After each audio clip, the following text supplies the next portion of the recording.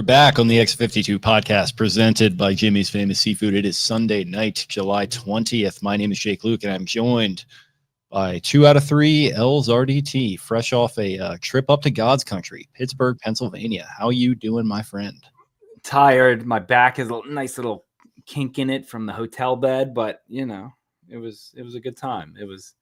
I kind of avoided the Orioles for the weekend, so it was, but it was fun being up there around all the miserable Pittsburgh people too. Like I wore like an Orioles shirt, and we would kind of just like give like a head nod and be like, "Yeah, this shit sucks." Like, Jeep wave, pretty much. It's like keep it moving. Like don't ask. Don't. We're not getting too in depth here, folks. But yeah, at least we're not getting sell the team chance. Any mistaking you for a Ravens fan and trying to throw at you? No. They know. Good. Well, I'm glad you weren't accosted by Yinzers that are mad about the state of their baseball team and trying to sell themselves on the state of their football team, which I'm curious to see how that's going to go. But yeah, I could have given my cousins more shit about Rodgers, but I just feel like that's a situation that that's just going to resolve itself. Like I see some of their diehards, Jersey Jerry, things of that nature. Just like every single year they find their stopgap solution at quarterback, and this is going to be the guy. Just need, need somebody to stabilize things and settle things down. It's like, I don't know, man, you might need a little more, but yeah. Have fun with TJ Watt though. Again, coming off his worst year ever. Listen, I'm sure he'll find a way to crash through, Ronnie Stanley in some critical moment. Ravens will lose a game to them at least one game this year. So it'll be like an 18-17. They do lose one weird game like that a year to the Steelers, it feels like. And yeah. And then people will still pump to like, well, Lamar can't beat the Steelers narrative and like that whole hopefully thing. Hopefully he exercised those demons with those last 2 games against them last year, which were fantastic. So yes, they were. But we digress. Yeah, there's your Ravens preview as training camp approaches. Now we'll have plenty more on that in the coming days and weeks. But we are here to talk about the Orioles, who went into the All-Star break on a series lull, losing a series to the Marlins in pretty tough fashion. It feels like they've sort of come out of the blocks, come out of the gates, picking up right where they left off, unfortunately. And they did win the game today, so that was nice to see. A win that wound up 5-3. Felix Bautista coming in and getting the save, a laborious save effort, I might add. Jackson Holliday with a home run. Tony Mansolino and Ramon Laureano get tossed out of this one, which was, I think, actually kind of nice to see. It was a little bit of an energizing thing that took place. And yeah, just overall kind of, another weird game, a 2.5 hour rain delay. Listen, we've talked ad nauseum about the stadium down in Tampa, Steinbrenner Field. Tough look for the grounds crew there. Weren't ready for the tarp. We're not ready for prime time with the tarp there. And then they were rolling the tarp the wrong way, and it was just they were not ready for that situation. Who would have thought that in Tampa Bay in July maybe it might rain in the afternoon? Never could have seen that coming. But yeah, overall just a weird delayed game. Orioles wind up getting the win, so they saved something out of the series, which was otherwise pretty abysmal. I know you didn't get to watch a ton, but just overall thoughts as we close out the weekend and head into a new week. Yeah, like you said, it seems like there was really no All-Star break, and they just kind of kept going with this bad stretch. Like the first game Friday night, like I was telling you, by the time I got to Pittsburgh, I think I looked down at my phone like when I parked and was like, Yandy Diaz, grand slam, and I was like, we'll see, we'll get him tomorrow, folks. And it was just, I think I read too, I think I'm going to get the stat wrong, but obviously going back to the first half with the end of the Marlins series, they had given up. It was 3 straight games where they've scored, I think 1 or less or 2 or less and given up 10 or more runs. And it was like the first time a team had done that in, I don't know, X amount of times. And it's like, yeah, that's just kind of how it's going. And then, like I said, they come out of the break and you're like, a couple teams did this. The Yankees did it. The Mets did it. Like a lot of teams came out super flat and got like their shit pushed in right out of the break. And I know a lot of people, all the teams that I seem to like have friends who follow, like everyone was kind of in that same thing. Like, how do you come out this unprepared? And again, I mean, the Rays are good, but they're no world beater. Like, coming out 11-0. Like, I think that's just showing you like this is a bad baseball team. And we've kind of danced around it. Other people haven't, and other people are still holding out hope. But like, I think the last week has really cemented like this team, they are not a playoff team. I don't think they're close to a playoff team. And again, I'm not breaking news to anyone. Like, it's just not a good baseball team. They're not playing good. They don't look good at times. Like, when they look good, they're like, okay, well, kind of the wheels are still kind of wobbling. But when they look bad, they look like the worst team in baseball. Like, they are. Again, it's every game is weird. They're either losing 11-0 or they're winning, and then their all-star first baseman throws a ball away as their pitcher is crossing paths with him as he's trying to throw it. Like, I don't know if you saw that. I think it was our buddy Zach Moore who was pointing that out on Twitter. Like I said, I was at a party on Saturday night, and that's all I was seeing was like, in what world are you teaching your pitcher to cover first base as your first baseman is throwing home and like buzzing his tower as he throws? Like, that's bad fundamentals. That's bad coaching. That's bad communication. That is the Orioles in a nutshell for the past, I guess, right around a year now, a year plus right around after the All-Star break. But it's more of the same. It's Groundhog Day. It's just, yeah, here we go. Let's see how weird we can lose this game tonight. And we'll kind of just go from there. And like we talked about it before, but 11 games in 10 days before the All-Star break or before the trade deadline. And Spenny tweeted it last night. If your name isn't Jackson, Adley, Colton, or Gunner, or Jordan, or I think there's a good chance that you are, could have a new home. Felix Bautista, I'm fully on the trade Felix train. If you can get a good package for it and the Dodgers want to overpay, absolutely. Like you said, from what I saw today, I look up, I get home and I turn on the game and it's like 31 pitches. And I'm like, oh, this must be going very, very well. So that's just where we're at now. Again, you can say you think this team can go on a run and put something together, but they're not. Like, they won't. And they have another team who is fighting for their lives in Cleveland, and they're bad too. But coming up next, a 4-game set. But it's not a good baseball team. They're well underwater, and now this is kind of just like, let's see what we can get for some of these guys, and hope it'd be cool to see Felix Bautista as a Dodger go into October and see what he can do. So I don't know. Yeah, I was pretty vehemently on like the don't trade a ton of guys train. I kind of was like, okay, if you need to make one move or another move that is really going to help you, like, go for it. But like, show these guys you believe in them. But that was kind of, I think, in a time where I did believe in them a little bit more myself. Mm-hmm. These past 2 series have just really taken the air out of the balloon for me. Like, this just feels like, you're right. Like, it just feels like they continue to show us who they are. And that's just not a good baseball team. And, it sucks to quote unquote give up on this window that you had initially built up after you kind of brought all these young guys up, but maybe it is time to just sort of hit the reset button in a little bit of a way. And, go into the winter meetings, like you keep saying, most crucial offseason in Orioles history, probably, and just be ready to attack the day and be ready to try and make things much more competitive in 2026. I really don't know what the answer is as of right now. And I don't either. And like I said, I've been thinking about it the last couple of nights because like we've talked about it, and it's like, we can't come on and do these recaps and be like, well, here's what happened game 1. Here's what happened like it's over. Like, there's no point in breaking down an 11-0 loss when there is, when like Nolan said, when the highlight of the series is Fred Manfra coming back to the to the booth, which is awesome. Everybody loves Fred, so that was cool. And yeah, great point by Andrew here. The last 2 series plus the Grayson news, it's like, okay, this is, because I'm even seeing people being like, well, if you trade Felix, you can get Tyler Wells in the bullpen.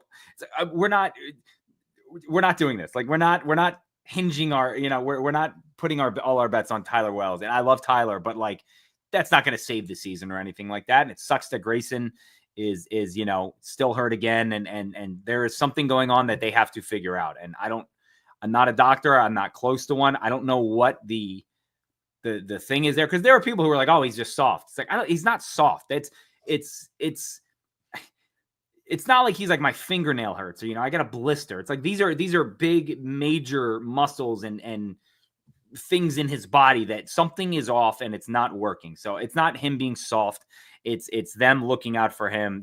But I don't know what the deal is there. I don't know what the answer is. I don't think anyone knows what the answer is. It's just it's been I was thinking about, like, what a absolute brutal year. Like, we have had the last 2 years, which are very fun. People will shit on last year and say, oh, it sucked and all that. No, last year was very fun. Like, last year was a ton of fun following them and seeing what they could do in the playoffs. But man, like you said, the air out of the balloon, the wind out of the sails. It seems like anytime they get something going, kick right in the jaw. This guy's hurt, or this guy's hurt, or this guy has a setback, or they lose 6 games in a row, or they lose in this fashion or that fashion, and it's just, I don't know. It's been an absolutely brutal year, and has not been fun to be an Orioles fan, a baseball fan around here, and you just want a hard restart so bad. Like, I would love to just Men in Black myself and just forget this year ever happened. Yeah, no, I'm with you. And I mean, really, you're right. And it goes all the way back, like you said, over a calendar year now at this point, where it just feels like they're rudderless. They're adrift at sea. You're playing 500 ball or worse for the most part over that stretch. And it's just like, man, like, when is the light going to be at the end of the tunnel for a group of guys that I think we both still believe are really talented, like, that are not playing totally up to their potential? Like, a little more power from Gunnar Henderson. Where's that? Like, health with Adley Rutschman. I'd love to just see him consistently be able to, go. And I know, Catcher, that's like an injury prone position. That's tough. Like, some of these other guys, like, Westberg's health has been an issue. Kowser health an issue as well. And it's just like, when are things just going to, like, kind of break right for them? And I know that, like, they kind of have themselves to blame in some ways, but it's like they can't all get on the field together at the same time because of injury. And then they're not all playing kind of as well as they can be at the same time. And it's just like, it just feels like it's been this incongruous kind of mess for over a year. And it's just been tough to follow.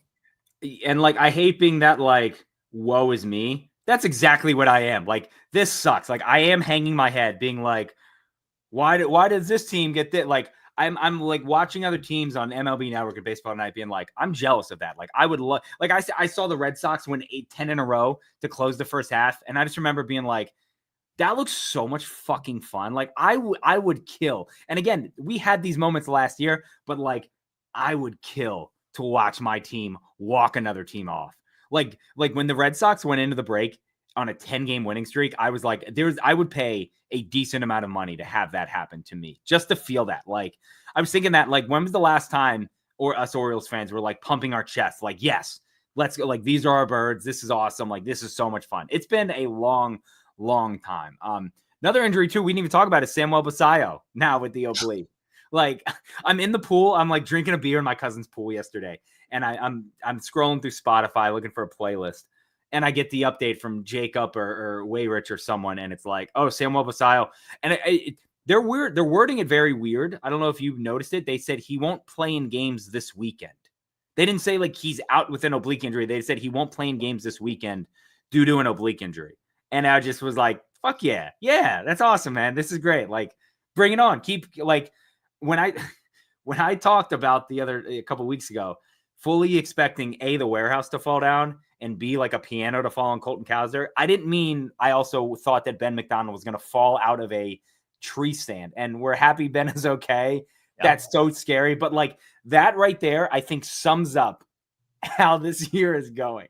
Like, and again, I wasn't paying attention this weekend, and I get a text from my dad saying, did you see what happened to Ben McDonald? And I'm thinking he, like, caught a ball in the press box and, like, leaned over or robbed somebody or something like that. Naked gun situation. I fucking falls out of a tree stand. So all the best to Ben. I was like, I wonder if he even comes back this year. Like, it doesn't, you can't fly, like, after you fracture vertebrae and have a concussion. And again, it was like, it's not like they're in a playoff push. It's not like he's like, I got to be there, Yeah. I don't know, man. Just stay home. Like, we'll see you in March or something like that. But, like, that, I don't know. That sums up the season that they're having this year. And if anyone can get hurt, they will get hurt. And it's going to be from a hunting tree stand, or Jordan Westberg sleeping on a bad bed in spring training, or Adley tweaking his oblique in batting practice, or it's going to be Colton breaking his thumb, or Westberg jamming his thumb, sliding into a base. So I get Frank the Tank. Like, the pain and suffering will never end. Another motherfucking loss. Like, that's where I'm at now. So yeah, we should probably start turning that into content. Maybe make some money off of that. I think that would be good. I don't know. I can start chewing on some collars and yeah, get you a chew toy. That was Dugan and I the whole bachelor party. Yeah, I think that was right when that video dropped too. So that was perfect. Yeah, I don't know, man. I don't know what the answer is as far as the health question, but, like, I'd like to see some proactivity on it. Like, I know they were already only not even 1 year into a new athletic training staff, but it's like this thing goes back to before them. What do you do? Like, is it more investments? Is it kind of a different way that you prepare these guys for games? Is it a different approach to spring training? Like, what I have no idea what the answer is. I just like somebody to come out and say, like, yeah, absolutely, that's a problem, which they have done to an extent, but like, here's what we are trying tangibly to do to fix it. I don't know. And I don't know who would do that, whether that would be Elias, whether that would be whoever the manager is going to be in 2026, whether it be Rubenstein, I don't know. But it just like, it feels like we're over a year now of just throwing our hands up and saying, well, everyone's hurt. What are you going to do? And that's just not going to cut it. It's not going to cut the mustard for much longer. Like, yeah. And again, we've talked about it. Guys get hurt. That happens plenty, but it's like, there's something, I don't know. And I wasn't like it's the athletic trainer. It's because again, they're getting hurt in every way, shape, and size. Like, it's not like it's all hamstrings. It's not like it's all obliques or something. It's just, you're never going to fault Colton Cowser for sliding headfirst into a base, or Jordan Westberg, and again, Adley doing something in batting practice is just, that's what happens. Like, I don't know. So yeah, I'm sure they'll look into something, and I'm with you too. I don't know if it's something that front office takes a look at, or the ownership, but yeah, something has to change. And we said it going into this year, like, well, there's no way they're going to have the bad injury luck that they had last year. Well, they did, and they're having it like double that. So I don't know. It's been funky. One good thing that I know I missed over the weekend was, it seemed like the starting pitching outside of I don't even who started Friday night. I know Dean was awesome last night, and Rogers looked awesome today. I read Morton, if I remember correctly. Yes. So Morton, I think he got roughed up. And again, I imagine saying this a couple months ago, but like, Morton has been very good. So for him, and again, it's a weird stadium. It's the ball flies there. So whatever, I don't know. Maybe you kind of just throw these ones out. But Kramer was awesome. It looked like last night, and I know there were a lot of stats flying around. Like, where was it? Jacob. In his last, Dean Kramer is a 2.98 ERA in 14 starts since May 1. That's really, really good. So I was kind of tough on him. There were a lot of people being like, this guy's not a major league, he's not. I think he's a very good pitcher, and he has shown that. And it does take him a little while to get started, but I have liked seeing Dean come around and really, really become, the pitcher that led the ML. He led the minors in strikeouts when they traded for him. He's never going to be that guy, but he's turned into a very, very good pitcher. And again, Ace Rogers just keeps doing the damn thing. So good for him. But somebody had tweeted and was like, if it's starting pitching is on and the relievers are on, then the offense is off. And if the starters are off, then the bullpen is on and the offense is on. But they have not been able to, over the course of this last 162 plus, put everything together for an extended period of time and get it going. So I don't know. Yeah.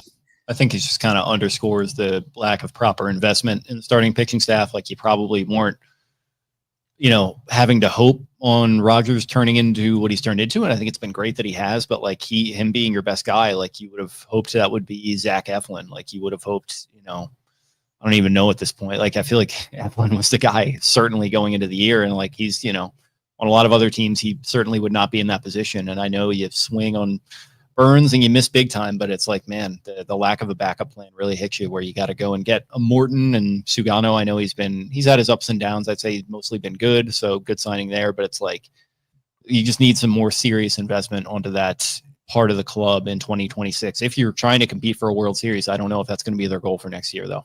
Yeah. And that's interesting too. And we could probably talk about that the next couple of weeks. Like, what is a realistic, and again, we'll obviously be able to know in 10 days from now, from the deadline, what they need to attack more going into next year, and what is a realistic. Because again, they're going to come back with a lineup that consists of Jackson Holliday, Adley Rutschman, Colton Cowser, Jordan Westberg, Gunnar Henderson. Teams would kill to have those guys on the team. Like, do not get that twisted. Like, I know there was a guy that I talked to who was friends with a scout of a major league team who said a lot of teams would give up, it would kill to have those guys as a quote core. That is still a young core. We kind of joke around about that. But they teams want that. Like, there are teams that would kill to have that. So those guys are all going to be back. And like we said, now this is where you must fill the roster holes with starting pitching. Again, the Garrett Crochet, that would have been the one for me. If you needed to trade a Mayo and a Kerstad and a Brandon Young or, some of the young guys, I would have done it, and obviously Boston did it and signed into that extension, and that's great. But it's just the next 10 days is going to be very interesting to see who they move. I know my buddy Chris was up here talking about, if you trade Felix, you're giving up on 2026. I don't see it as that. If there's one thing that the team has showed, it showed that they can find these relievers and turn them into. They made Austin Voth a very good pitcher for like a year. Like, people forget that. Brian Baker came out of nowhere. Danny Coulombe came out of nowhere. Felix Bautista came out of nowhere. Yanir Cano. Like, if this team can find one thing, it seems like they can find these kind of high leverage relievers. CNL Perez for a while, they've done well developing there. I know Zach was just talking about it. It's all about development. But yeah, I mean, the next 10 days, it's going to be interesting, and we're going to have a better idea of what areas they're going to need to attack, and like what is going to be a realistic goal for 2026. And maybe we all sit down and have like a full house meeting, or I want to say roundhouse meeting. That's not a thing. Yeah. I don't know. Catch a roundhouse meeting where you're just getting kicked in the face over and over. That's what it feels like. I feel like I've had a lot of those this year. Yeah, absolutely. But yeah, they're still in good position. Like you said, the Yankee, I mean, you look at the division right now, like if the Orioles if Colton doesn't miss, a bunch of time and Jordan doesn't, round table. There it is. Shout out, Mark. Round table discussion. That's a tough one, to be fair. It's been a long weekend, man. Very long weekend. But yeah, I don't know. They got to nail this offseason, and you just hope that the bad injury luck that they've had this year, it started off great with Gunnar and the the oblique and whatever it was in spring training, and it's all kind of just continued from there. But yeah, I don't know if they want to compete in 26, you gotta you gotta hit on some of these guys. You gotta hit on the offseason. You gotta win. Like people always used to shit on the Redskins, like, oh, they won the offseason. I dare the Orioles to win the offseason. I dare them to win the winter meetings. Make a splash at the winter meetings, because they didn't do that last year, and we were all like, it's okay, there's plenty of time. And then that plenty of time turned into like, well, we have guys and we'll see. And we saw, we saw, and we didn't like it. We don't like it. So, they very much lost the offseason, and now they're losing the season as well. Yes. So hang the banner, lost the offseason, lost the regular season. So yeah. I am excited for this weekend. The Colorado and the Orioles. That is, you throw the record books out when those guys meet. Yeah, no, that seems like I know the draft already happened, but that should be like whoever wins it gets the first overall pick next year, maybe. I think I'll be at the Saturday game, so I want to, we'll get out there for that. But yeah, it's not going to be a great. I don't know, what is it, 70 some games left? I think the end of the year. So it's about right. Yeah. Here we go. Mayo some steady at bats. I'm sure the deadline will clear O'Hearn's spot. If not, maybe you trade Mayo for a Keller type. I'm sure all that's on the table. I'm perfectly, I think it's pretty clear O'Hearn's going to go. And I hope he goes to a competitor. I mean, obviously he will, but I hope he goes somewhere where, he gets a chance to showcase himself and make a lot of money in the offseason. Maybe he comes back. I mean, obviously we've talked about how much he loves it here. But again, I like the guy a lot. Kobe hasn't done anything really. And I know he's not getting the at-bats, but if he was hitting, he would have gotten the at-bats. Like, I think we'll say he's gotten at-bats. Yeah. In the past. Like, he's, again, I don't know. That's a conversation for another day. But like Kobe Mayo not getting at-bats is not my biggest. That's not like, oh, this is why the season sucks. That's why it's going bad. It's a roundhouse table kick of things. So. Yeah, absolutely. Well, I really don't have a ton more. Is there anything else we got to cover before we get on out of here? Again, we'll get some more names of the next couple of weeks, the next week and a half, I guess we'll have, we'll probably do a trade deadline thing, and we'll get guys in to talk about it. But expect to see the last of some of these guys, because again, 2 weeks ago there were people being like, I will light Michael Elias's house on fire if he trades Ryan O'Hearn. Ryan O'Hearn's going to get traded. Like, that's going to happen. Cedric Mullins is probably going to get traded. Mark asked, does he have any trade value right now? Probably not, but he's in one of his typical, signature cold slumps that last, I don't know, 3 weeks or something like that. And he's 0 for 4, and he's, but I expect him to go, and Soto and Sir Anthony, and I wouldn't be so. outside any of the guys that I named, like the Jackson, the Gunner, the Adley, the Colton, outside of any of that, I think everyone is fair game. And I think at this point you have to kind of say, yeah, okay. Like that's, again, if they traded Felix, I would be upset, but I'd be like, I get it. If someone's going to overpay, you absolutely do that right now. And obviously you're looking for major league talent, but the next 10 days, you're going to see a lot of guys get traded, and you're going to see a lot of the fake Twitter tough guys who started paying attention 3 years ago being like, how could he do this? You know how he could do this. Like, you know how Elias in the front office can do this. They're trying to, maximize returns, and that's what they're going to try and do. So if someone's going to overpay like they did for Brian Baker and you get a little slay for him, then, you get that draft pick. But I don't know. Again, it's not going to shock me to see any of those guys go, and we'll kind of cross that bridge when we get there. But I'm sure in the next couple of days, you're going to start seeing a lot of the names. I know Eflin has like 2 starts left probably before the deadline, and Sagano and Morton, and his team could look very different in three weeks from now, and it probably will. So don't be like one of these like, how could he do this? I said he traded Trey like 6 weeks after he was hooked up to like a chemo machine. Like, it does. Storylines don't matter to front offices and Mike Elias. Like they're trying to. You guys may not believe it, but like they're trying to win and make the team better. So that's what's going to happen. And this is the part. And I'll say this too. Like, I see all the quotes from like Jackson and a lot of the guys being like, we love everyone in the locker room. We want to turn this around. It's like that ship has sailed. Like that's talking like May and like early May, like that's when you got to say that, like, hey, we got to start winning now. You're 9 games under 500, 10 games out before the deadline. Like you're not turning the switch on now. Like that should have been done in May. So you can talk about how much you love all the guys and how much you want to be here and all that, but that's cool and all, but you're not winning. So you don't really have a choice. Like there's really no one to look at. They weren't winning the games on the field, and obviously we could chalk that up to some pitching stuff, but if you're not winning, guys are going to go. So that's kind of just what happens. So yeah. It's going to be an interesting next 2 weeks, but we'll have plenty of coverage of it, hopefully. It will be nice when they no longer have to parrot that company line, because that's coming up in about a week and a half. And I don't know. I mean, people are going to be mad at this front office though. And I get like where you're coming from with like, don't get mad at them trading guys away, but it's also like, well, as we said, they failed this season. They failed on 2025, and a trade of a bunch of guys will be the final signifier of that. They'll be admitting that to themselves, and maybe it will be the right thing to do, but nothing wrong with acknowledging that they failed 2025 and the clock is very much ticking.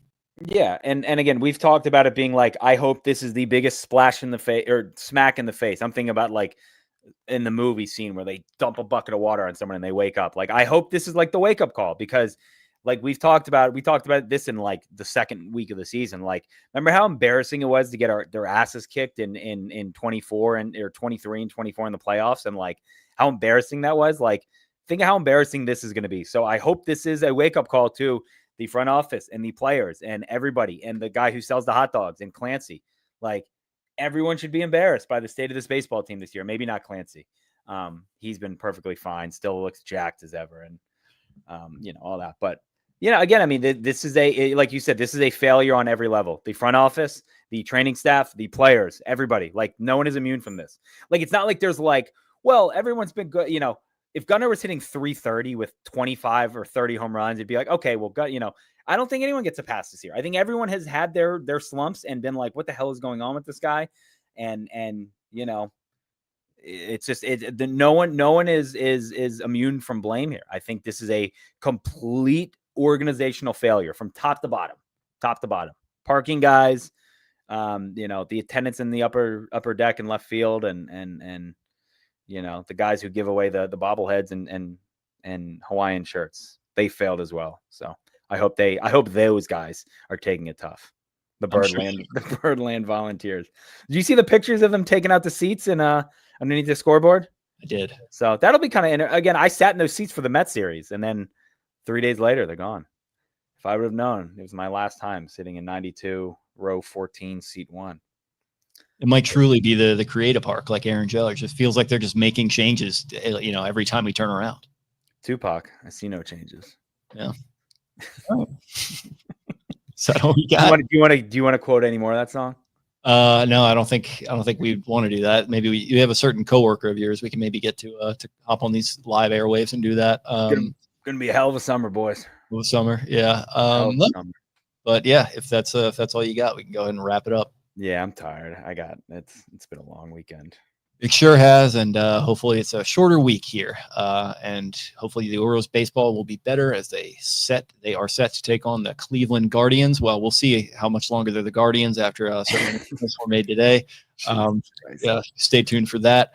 Thank you all for hanging with us here and making us a part of your Sunday night. We'll be back actually later this week. If you liked what you heard, subscribe to us here on YouTube at the X52 Podcast.